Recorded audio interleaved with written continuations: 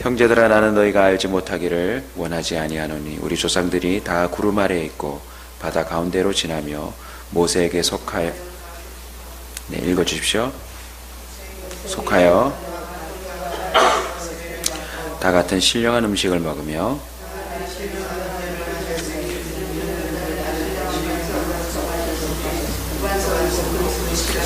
그러나 그들의 다수를 하나님이 기뻐하지 아니하셨으므로 그들이 광야에서 멸망을 받았느니라.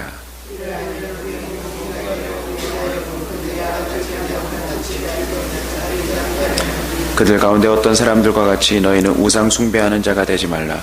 기록된 바 백성이 앉아서 먹고 마시며 일어나서 뛰논다 함과 같으니라.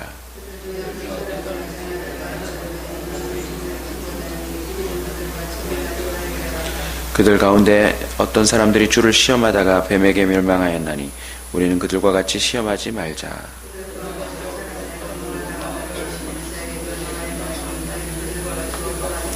그들에게 일어난 이런 일은 본보기가 되고 또한 말세에 만난 우리를 깨우치기 위하여 기록되었느니라. 다 같이 읽습니다. 사람이 감당할 시험 밖에는 너에게 당한 것이 없나니 오직 하나님은 미쁘사 너희가 감당하지 못할 시험 당함을 허락하지 아니하시고 시험 당할 쯤에 또한 피할 길을 내사 너희로 능히 감당하게 하시느니라. 아멘. 본보기를 잘 이용하는 자라는 제목으로 말씀을 나누겠습니다. 본보기를 잘 이용하는 자. 후대를 살아가는 저와 여러분에게 주어진 특별한 혜택이 있다면 전대에 살아가는 사람들이 남겨놓은 본보기들입니다. 지혜로운 자는요, 자신 앞에 놓여져 있는 본보기를 잘 이용하는 자입니다. 이스라엘 민족이 우리에게 매우 중요한 신앙의 본보기입니다. 하나님께서 의도적으로 이스라엘 민족의 태동과 또 지금까지 이어져 오는 그 역사의 삶들을 참 하나하나 다 오픈하여 우리에게 남겨두셨습니다. 이스라엘 민족은요, 하나님이 제공해 주시는 신령한 음료와 음식을 먹고 살았던 자들입니다. 믿음으로 사모합시다. 하나님은 살아계셔서 자기를 믿는 백성에게 신령한 음식과 음료를 먹이시며 반석 위에 세우시사 구원하시는 줄로 믿습니다. 근데 안타깝게도요, 그런 신령한 삶을 제공받았음에도 불구하고 그 가운데서 어떤 사람은 하나님이 기뻐하실 수가 없어서 멸망당한 사람들이 있답니다. 오늘 바울은 그 본보기에 대해서 저와 여러분에게 또다시 한번 상기시켜 주면서 권면해 주고 있습니다. 한마디로 악을 즐기지 말라라고 말하고 있습니다. 사람은 주어진 삶 가운데 뭔가를 즐기더라고요. 먹는 걸 즐기고 보는 걸 즐기고 마시는 걸 즐기고 뭔가를 즐기려고 하는 욕구가 있습니다. 새벽에도 나오다 보면 새벽에 깨어있는 사람들의 종류가 있죠. 먹고 살기 위해서 밤새도록 택시며 또 청소하는 일이며 식당 일이며 뭔가를 하는 사람들이 있습니다. 그들도 힘들지만 거기서 버는 돈으로 자신의 삶을 즐기려고 애를 쓰더라는 것이죠. 근데 또 어떤 사람들은 흥청망청 비틀비틀 이 새벽까지 뭔가를 즐기다가 이제야 집으로 돌아가는 사람들을 목격할 수 있습니다. 또 한 사람의 종류는 저와 여러분 같은 사람들이죠. 교회 기도하러 달려가는 사람들을 목격할 수 있습니다. 세상에는요, 두 종류의 즐기는 사람들이 있습니다. 하나님을 즐거워하는 사람이 있는가 하면 이기적인 뭔가를 즐거워하는 사람들이 있더라는 것입니다. 바울은 권면해 줍니다. 하나님을 즐거워하는 자와 그리고 그 외에 악과 연관되어 있는 것을 즐거워하는 사람들이 어떤 인생의 결말을 맞이하는지 우리에게 본보기로 말해주고 있다는 것입니다. 오늘도 우리는 하루를 선물 받았습니다. 악을 즐거워하지 아니하고 오직 여호와의 말씀을 즐거워하고 주야로 묵상하고 하나님을 기뻐하는 저와 여러분 되시길 축원합니다. 악을 즐거워하는 사람들에게 공통점이 있는데 음행을 하더라는 것입니다. 음행은 피할 수 없는 욕구입니다. 생리적인 현상 중에 하나이지요. 근데 안타깝게도 그 음행을 통하여 하나님과 멀어지던 사람들이 있더라는 것입니다. 성경에 전체에 등장하는 음행은 결국 무엇과 연결됩니까? 우상숭배와 연결됩니다. 우상숭배는 정의를 내리면 철저히 이기적인 수단입니다. 하나님이 아닌 자신의 힘으로 이기적인 목적과 목표를 달성하겠다고 스스로 만들어낸 모든 것을 우상숭배라고 우리는 정의를 내려야 합니다. 이 음행으로 말미암아 사람들은 앉아서 먹고 마시며 또는 일어나서 뛰논다라고 본문은 기록하고 있습니다. 이로 인하여 8절에 보시면 어떤 사람은 음행하다가 하루에 23,000명이나 죽었다라고 기록하고 있습니다. 여러분, 음행으로 말미암아 하루 만에 23,000명이 죽었다라고 성경은 기록하고 있습니다. 그리고 바울은 권면합니다. 우리는 그들과 같이 음행하지 말자. 왜 이토록 음행이 하루에 수만 명이 죽을 만큼의 큰 범죄일까요? 음행은 하나님의 질서를 깨트리는 것입니다. 하나님은 철저히 질서대로 살기를 원하십니다. 하나님은 사랑이시라라고 선언하고 있습니다. 음행은 하나님의 사랑을 더럽히는 행위입니다. 철저히 자신의 이기적인 욕구만을 채우고 그 뒤에 책임은 지지 않는 하나님의 사랑과는 거리가 먼 것이다라는 것입니다. 저와 여러분도 음행에서 벗어날 수 없건만 다 경험이 있을 것입니다. 음행은요, 결코 만족을 주지 못합니다. 그리고 그 음행은 더 하나님과 멀어지는 뭔가를 추구하며 살게 되더라는 것입니다. 결국 음행은 멸망의 길로 빠져들게 만드는 힘이 있습니다. 호세아 4장 18절입니다. 그들이 마시기를 다 하고서는 이어서 음행하였으며 그들은 부끄러운 일을 좋아하느니라. 지금 이 시대에도 연관되어 있는 것처럼 다 마시는 일과 그리고 그 이어 음행이 일어나고 그리고 그 위에는 그 부끄러운 것을 전혀 개의치 않는 그런 사람들로 발전하더라는 것입니다. 사도행전 15장 29절에 보면 우상의 제물과 피와 목매어 죽인 것과 음행을 멀리할지니라. 한번 따라서 해주시겠습니까? 이에 스스로 삼가하면 잘 되리라. 여러분, 음행을 하지 않으면 잘 되는 역사가 나타난답니다. 그리고 평안함을 원하노라 라고 기록하고 있습니다.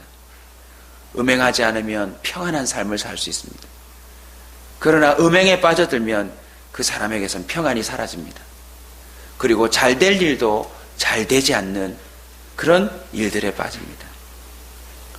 이미 이 사회 전체가 증명하듯이 음행은 가정을 깨트립니다. 음행은 상처를 줍니다. 음행은 어린아이들에게도 씻을 수 없는 아픔을 제공합니다. 음행은 국가 전체를 흔듭니다. 소돔과 고모라가 왜 망하였습니까? 남녀노소 그 음행을 전혀 부끄러워하지 않는 그런 도시가 되었기 때문입니다.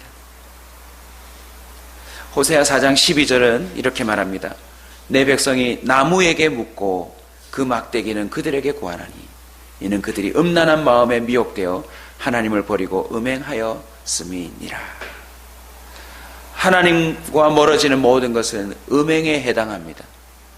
단순히 육적인 그런 행위뿐만 아니라 그 마음 가운데 하나님을 멀리하고자 하는 음란한 마음이 우리에겐 있더라는 것입니다. 사탄은 그것을 미혹합니다. 그리고 그것으로 말미암아 하루에도 수만 명이 죽어나가도록 우리에게 고통을 안겨주더라는 것입니다. 온 인류 역사 가운데 음행은요, 국가 전체를 또 한 사람의 인생을 파탄시키는 그런 행위입니다. 우리는 철저히 하나님의 질서 안에 살아야 될 줄로 믿습니다.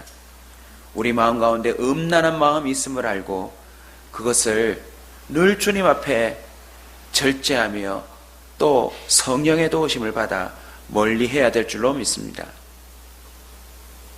본보기를 또 우리에게 제공하며 바울은 이렇게 권면합니다. 주를 시험하지 말라. 9절에 보시면 어떤 사람들은 주를 시험하다가 뱀에게 멸망하였나니 우리는 그들과 같이 시험하지 말자. 뱀 이야기가 무엇입니까? 미리 말씀을 하나 더 드리면 또 하나 바울이 권면하는 본보기는 원망하지 말라입니다. 음행하지 말고 시험하지 말고 주를 원망하지 말아야 한다.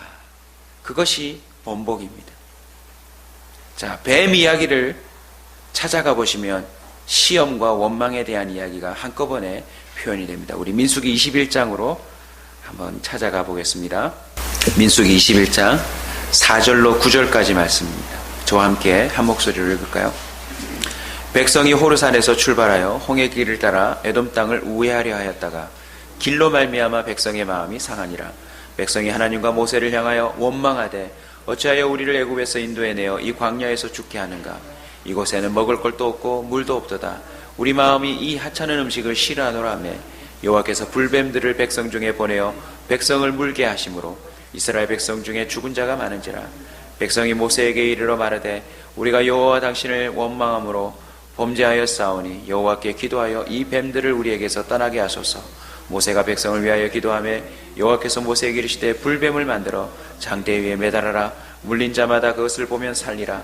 모세가 놋뱀을 만들어 장대 위에 다닌 백성에 물린 자가 놋뱀을 쳐다본 즉 모두 살더라. 아멘. 뱀 이야기가 무엇인지 여러분 이해하셨겠죠? 원망과 시험은 늘 같이 다닙니다. 그런데 이 시험과 원망이 어디에서부터 출발합니까? 길에서부터 출발합니다. 길로 말미암아 백성의 마음이 상하니라. 사랑하는 성도 여러분, 하나님이 저와 여러분의 인생을 인도하고 계심을 믿으십니까? 그 절대 조건을 믿으십니까? 그러면 우리 길 가운데 어떠한 어렵고 힘듦이 찾아온다 할지라도 여러분 원망하거나 시험하지 말기를 바랍니다. 이것이 바로 바울이 오늘 이 새벽에 우리에게 강력하게 권면하는 본보기입니다. 때로는 우리 실수가 있고 때로는 또 다른 사람의 실수가 우리 삶에 개입되어 고통과 어려움과 원망하고 불편한 일이 생길지도 모릅니다. 아니 생길 것입니다. 그럼에도 불구하고 저와 여러분은 무엇을 믿어야 합니까? 하나님의 절대 주권을 믿어야 합니다. 왜 이러한 일들이 나에게 올까? 내가 원한 바가 아닌데. 시험은 무엇입니까? 사단의 핵심 활동입니다. 에덴에서 예수님의 그 공생애 이전에 광야 시험에서 명확히 드러났습니다. 사단은 뭐하는 사람입니까? 시험하는 사람입니다. 감사하게도 하나님은 우리에게 은혜를 베풀어 주셔서 광야에서 멸망하지 않도록 장대에다가 놋뱀을 달아주었습니다. 그리고는 기도를 통하여서 그 얻어낸 응답을 통하여 백성에게 선언됩니다. 그 놋뱀을 뭐만 하기만 되면요, 바라보기만 하면, 그냥 고개를 들어서 보기만 하면 살려준다라고 하는데도 마음속에 시험이 들어요. 설마. 사탄은 철저히 근본적으로 예수 그리스도를 믿지 못하게 만드는 시험을 우리에게 겁니다. 기도하지 못하게 만들고 하나님 앞에 엎드리지 못하게 만들고 은혜의 자리에 가지 못하게 만들고 결국은 구원받지 못하게 만드는 시험을 걸더라는 것입니다. 여러분, 하나님을 시험하지 마십시오. 우리 주님은 저와 여러분의 인생의 길을 인도하고 계십니다. 아멘. 가장 좋은 길로 인도하고 있음을 믿으시기 바랍니다. 때로는 그것이 늦어도, 때로는 아닌 길로 가는 것처럼 보여도 하나님의 은혜를 기다리십시오. 끝까지 신뢰하십시오. 하나님을 시험하지 말아야 합니다. 시험에 걸린 사람의 특징이 있습니다. 뭐가 나옵니까? 원망을 하게 돼 있습니다. 원망은요, 지금까지 나를 이끌어온 하나님의 은혜를 망각하는 것입니다.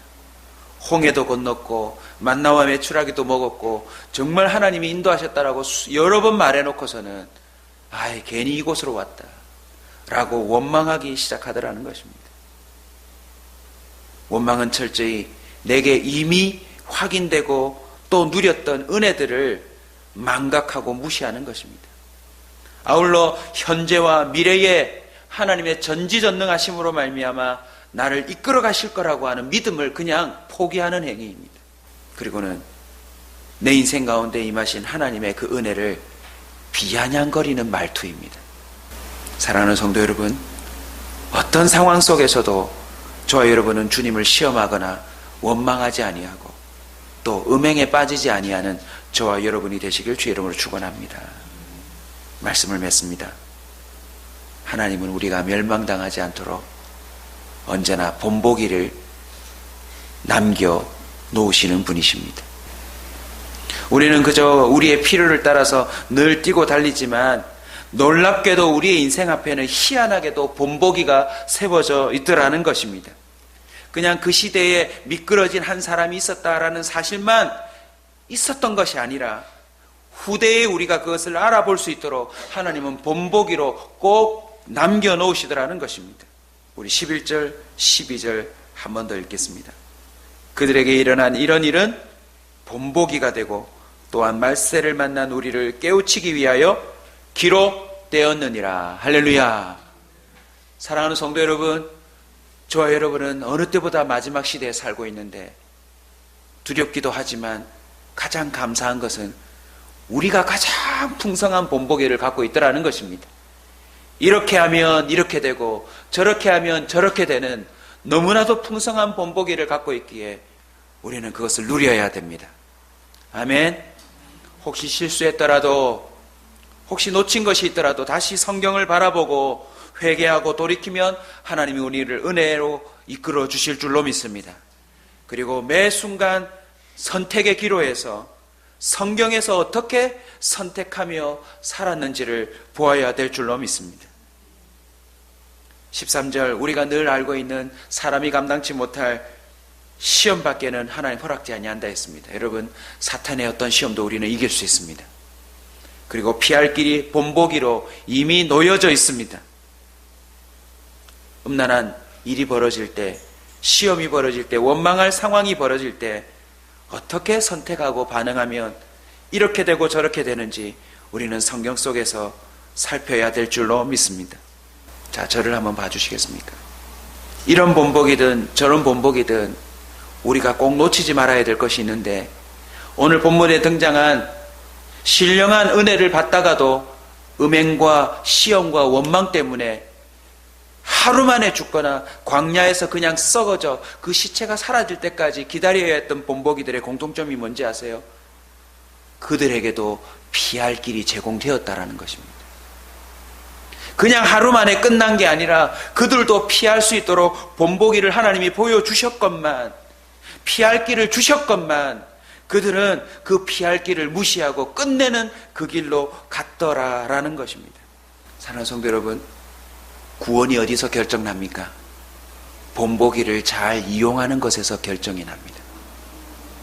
그 사람이 특별해서가 아니라 하나님이 사랑으로 제공하신 우리 바로 눈앞에 놓여져 있는 그런 아름다운 본보기, 우리가 마땅히 따라가야 될 그 본보기를 따라가는 것이 우리에게는 구원의 길이 되더라는 것입니다. 사랑하고 또 아끼고 또 함께 이 시대를 살아가는 특별한 성도 여러분, 우리에게 날마다 주어진 이 본보기를 잘 이용하는 지혜로운 성도들이 되시길 주의 이름으로 축원합니다. 오늘 이 하루에도 좋은 본보기를 선택하셔서 다음 우리 세대들에게 좋은 본보기로 남는 복된 그리스도인이 되시길 주의 이름으로 축원합니다.